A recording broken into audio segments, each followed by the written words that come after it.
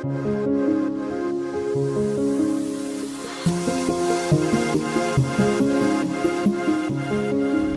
morning guys, we just woke up in Barcelona and finally it's sunny again. It's going to be a great day. So what are we going to do, Wayne?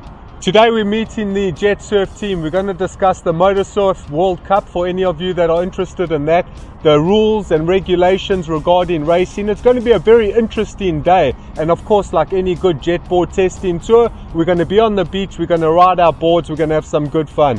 Alright, let's do it. Let's go. How's it guys? Today we're really lucky. We've got Martin and Honza here from Jetsurf and Motosurf Worldcup. They're going to tell us some interesting facts for you guys that want to start racing or might be interested in getting into it.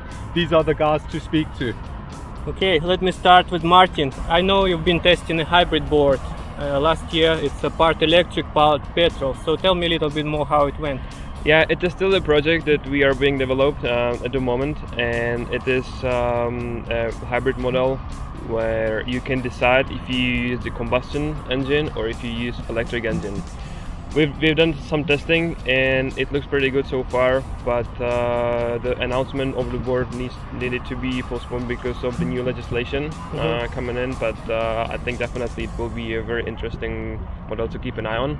But still we are not sure about the releasing of the board. We don't have the time set for now because we are still making some development to make everything working 100%.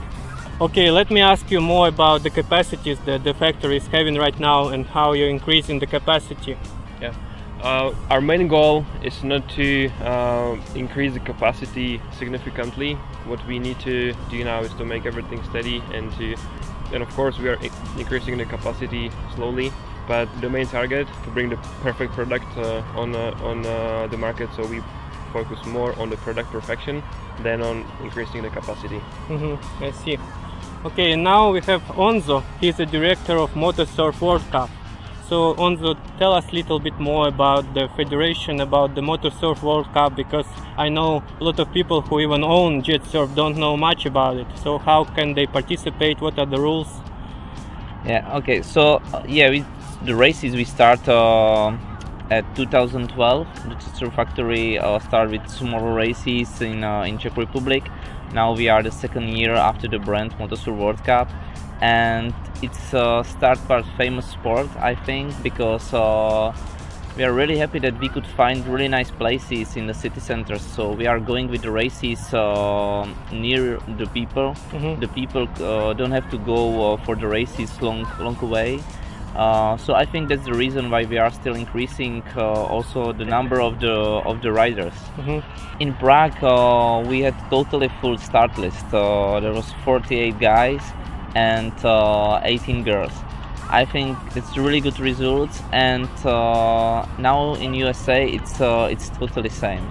So I think for the next season we will have riders which will starting in all the season. We want again 5 races. Of course, we have got a lot of discussions with our dealers and organizers which want to organize the races. So we will see which location we will have next year. But I think it could be really nice championship. And will it always be just World Cup races, or are they going to start being more regional races? Will each country start to have their own little build-up and then select their few finals to enter into the World Cup?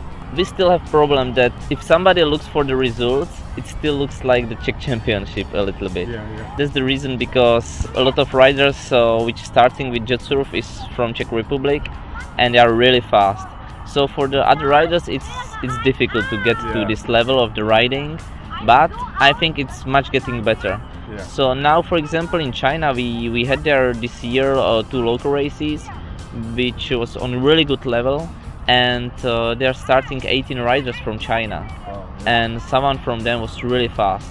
So I think now it's more and more local races, and from the local races will going the riders to the World Cup. So for sure next year will be some maximum of riders from Czech Republic, and we want to invite more riders from other countries. It could be more interesting for sure for other people from the rest of the world. So do you plan to expand to other boards, or you only stick with Jetsurf for the Moto Cup? Yeah, now in the Motosurf World Cup starting only Jetsurfs, but we will see what will be in the future. We are open. The sport is really young. They're still working on the rules, on all the regulations. But the federation and World Cup is open to other brands. Let's see how Mark goes on his own, and Mark, maybe you can start racing your own car. Okay, and one more question I have from Geraldine. She was asking that you changed the rules recently of your competition. So what was the reason for change?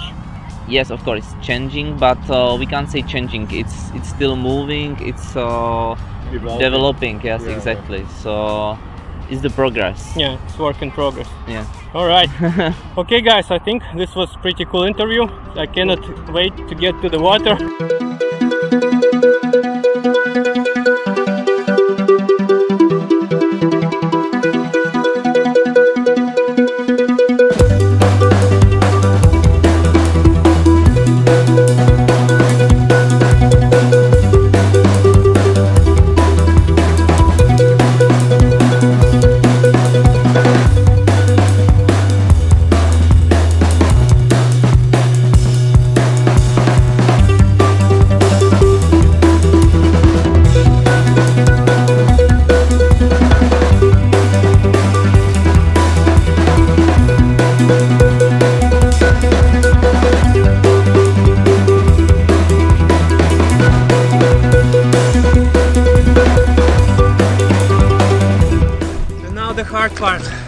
Look at this, guys, I just got stuck in the middle of the ocean and I have to swim all the way back, and the waters are infested with huge jellyfish. So take my lesson, never jet surf further than you're able to swim. Oh man.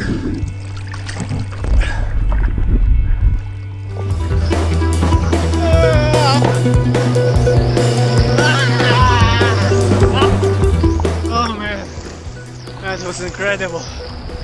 Back to the shore. Look at this.